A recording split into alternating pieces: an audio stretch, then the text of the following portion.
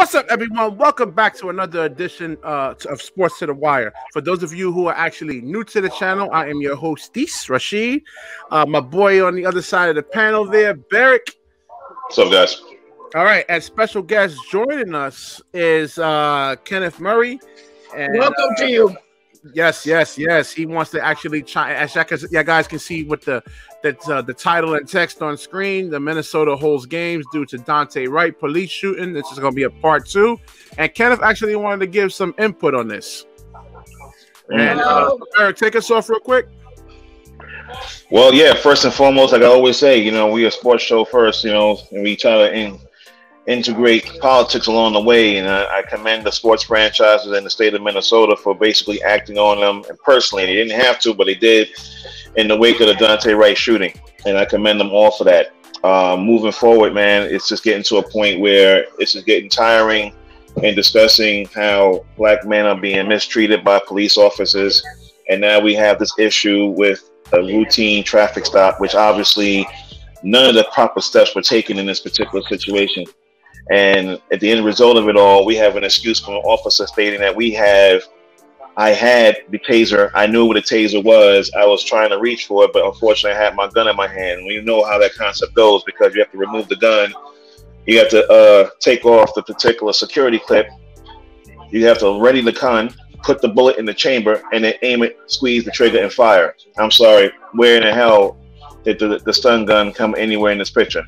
So I'm getting sick and tired of them trying to insult our intelligence. I'm getting sick and tired of them trying to basically extinguish us, eliminate us from the face of the earth, and using everything as an excuse around it. It's getting tiring, it's getting old, and we as a people need to step up and do something about it. Kenneth, take it from there. Kenneth, I want you to see this video real quick over here, man. I want you to see why these officers are actually really terrified for their lives at traffic stops.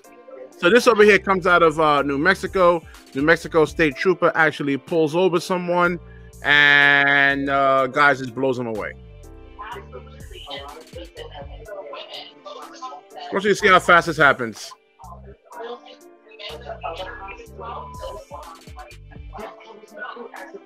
So you're using that as a prime excuse? No, I'm just telling you, man. And as I said in the last show, from a female's perspective over there, how they're actually naturally much more fearful of things because of the way their brains are wired, and they see something like this actually happen. Then I want to get Kenneth's perspective on this. It's like 2 seconds, and how quickly things can actually go down. Look at that. He wasn't even ready for it. Try to get his gun out, couldn't do anything. Now this is actually the what do you call it? The less lethal, not lethal version, but the less graphic version. I can actually put the roar. We don't need to see all that. I get your point, but that's not explaining everything. When we talked about it off the air in regards to proper procedure, you need to have 2 people there. There were 2 people there, and one has to cross the other and check the car out and make sure everything is fine. A routine stop for an actual motorist is to pull over. Don't make any sudden movements. Do not argue with them.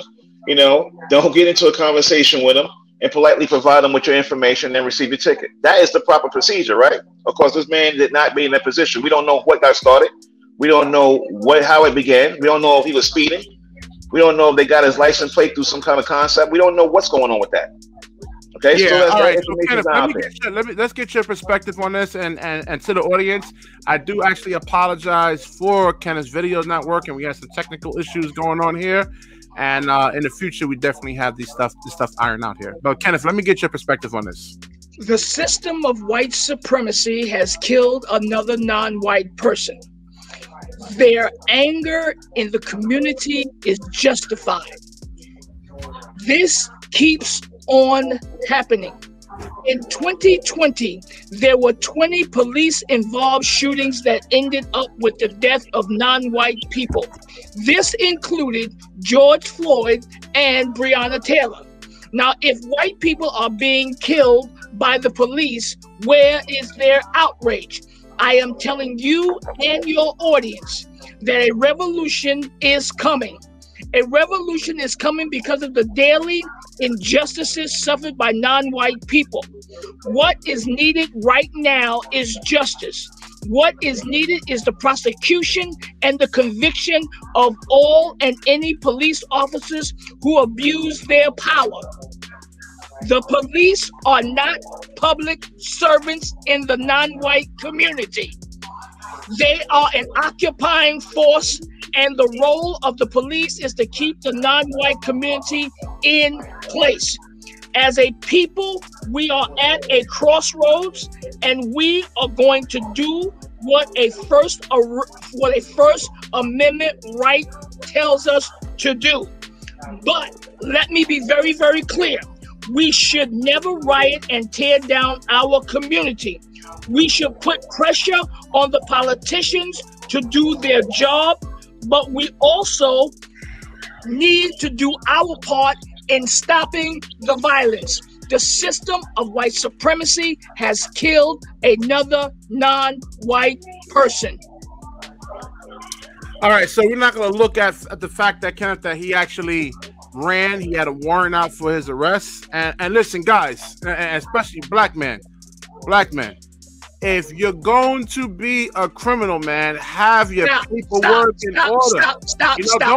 Don't be running with. You are wrong. Listen to me carefully. Listen to me. This is crazy. This young man. He had a felony warrant out for his arrest. Listen to me carefully. This young man, regardless of his actions, there is a police protocol that had to be taken. This young lady put her hand on a gun. It wasn't a taser. If you take a look at the video, she had that gun out in front of her. She could tell the difference. What did I just say? I'm sorry, Ken. What did I just say previously? Yes. You have to remove that gun and ready that weapon. Put that bullet in the chamber, squeeze the trigger, aim and fire. That's what I said, didn't I? Yes. That's what you did. Now, for me, I have a conflicted relationship with this country because, unlike white people, I was made an American. I wasn't born an American. I was made an American. The 13th Amendment made me free. The 14th Amendment made me a citizen. And the 15th Amendment gave me the right to vote. No white person needed to go through that process. White supremacy is real. And if you don't understand white supremacy and what it is and how it works, everything else you understand will confuse you. All right, now wait a minute. Now, a little bit off topic here, but let me put. If you want to see white supremacy on display, look at the Capitol and what they did.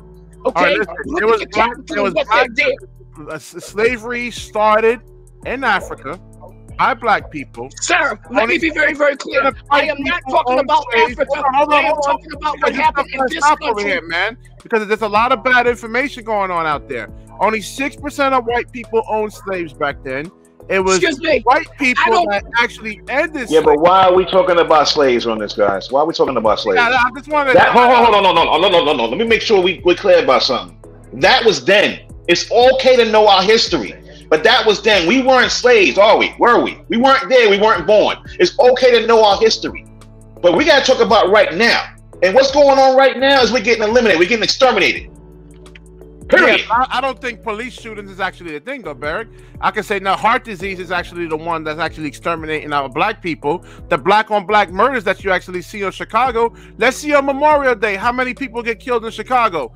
It's going to be like 25, maybe 50 people get shot, 20 people dead. Where's the marches on that? We had a 1 million man march, my brother. I didn't see a white man march. About currently, right now. Okay. Listen. Right now, we do not know how to galvanize. We do not know how to galvanize. You're talking about all the answers. We don't have all the answers, do we? All we know how to do is go back and fight back. How? Trying to get our voice out there. It hasn't worked. Every city was out there marching. What happened? We're still getting shot. The wrong things. There's a lot more things affecting the black community than police shootings. I'm not saying that's not the point. I'm looking at okay, but no one's talking about black people suffering cancer. No one's talking about people suffering cancer or any other mental illness. No one's talking about that. They're talking about black men getting shot by the hands of police officers who happen to be white. I want to march for that too, Barrick. Allow me. You'll be the only one marching because no one's going to march for that. Allow me to revisit and then continue. If you want to see a visual display of white supremacy, you look at the attack on the Capitol. The media called these people protesters and patriots. The Constitution calls their actions of treason and domestic terrorism. Shootings of these protesters did not happen. They did not happen. Okay? The only woman that got shot, the only person that got shot was a woman. Okay, but the mass shootings of these individuals did not happen. Now, when Black Lives Matter had a First Amendment protest, they got nowhere near the Capitol. The police were out in force. So politically, white supremacy once again is in charge. And what he's saying, and right, I'm sorry, go ahead, Kenny. Go ahead, I'm sorry. And you can sit there and be apologetic and give all of these pro-white things that you do. Like I always have to remind you, your last name is white, but you are not. You have a black son, and you mean to sit there and say that this police officer was justified in her shooting? She made him justified. Sir, you still be a police officer again? The taser, sir. The taser is yellow. Don't lie to the American public on YouTube here, man. You know, the world is watching you right now, Kenneth. You said the taser is yellow. The taser is yellow. If you take a look at the video, but you have the adrenal. Yeah, you have the adrenal rush. Sir, you're giving apologies for white people and their mess. Okay, that's what you're doing. You're giving apologies. This is not an apology. What this is and what it should be is a direct indictment of the whole judicial system that we are living under. Yeah, I mean, I showed you that video, Kenneth. What you actually think about that, though? Okay, number one, if you take a look at what Barrick was saying, there is a procedure on doing a police stop. That officer did not go by procedure, number one. Number two is notice the person that did the shooting. It was a white person that did it. So they act differently with their own than they do with us. Look at the Capitol. Look at the Capitol. That's a great example of that. You gotta remember too. I mean, it's not just Daunte Wright that she put it that she put in danger. The sergeant that was actually standing on the other side of the car, she put his life in danger too. There was a passenger in the car, and like I said, Kenneth, you're responsible for, you know, as cops too. I think cops get a little bit more immunity in a sense though, but you're responsible for every single bullet that leaves the chamber of that gun, you know, and she put the other officer, the white officer, in danger of actually being shot. Do you concur, Kenneth? No, I do not. No, I do not. When she left to see the priors on this young man, her intent was going home that night. That was her intent. Yeah, that's everybody's intent. Sir, make it home. If your intent is to go home, then why grab the weapon that ends a person's life instead of grabbing the taser? So all right. You're telling me that she actually killed him on purpose, that she actually wants to risk her 26-year career. Hold on a second, guys. Let's ask the big question. Let's ask the big question. Did Daunte Wright brandish a gun? Did he aim a gun towards that police officer? Yes or no? No. Oh, well, what we got now? But if you justify a shoot, is it a clean shoot?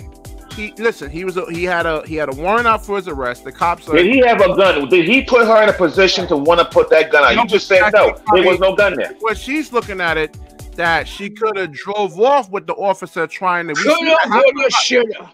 Coulda, woulda, shoulda. I showed you the video, Kenneth. I showed you the video of that New Mexico state trooper being murdered. Okay. And it takes a couple of seconds. You got to make you have to make split-second decisions here, man. Okay, I want to be very, very clear that we're not anti-cop.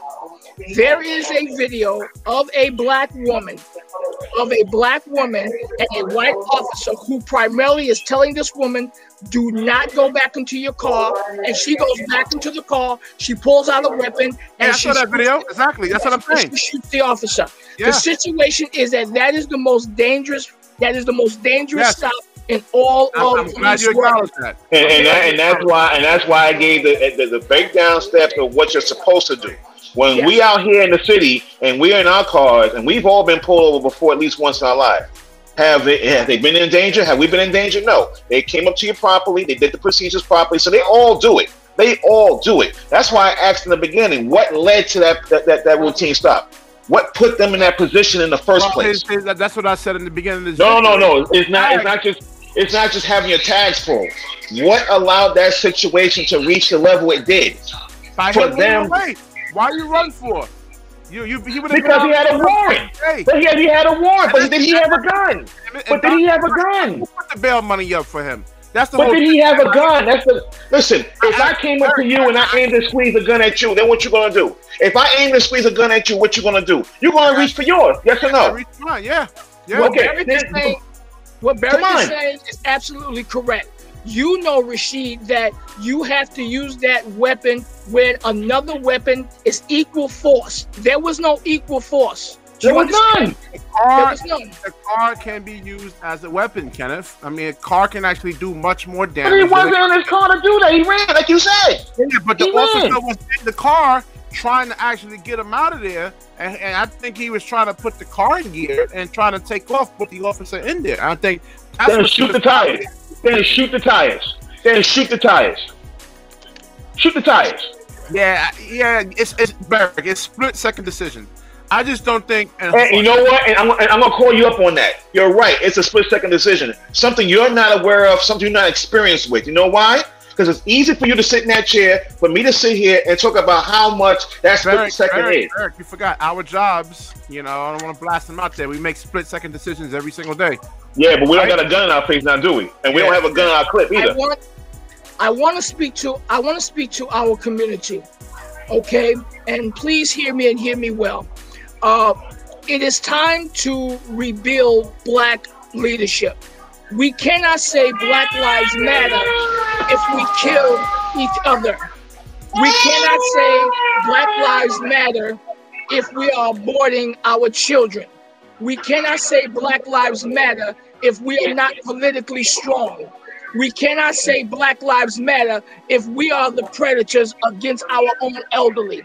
We cannot say Black Lives Matter when we are afraid to speak truth to power.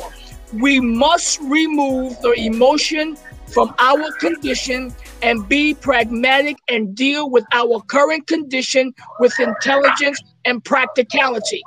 My people, I need you to look in the mirror and help that person live, okay?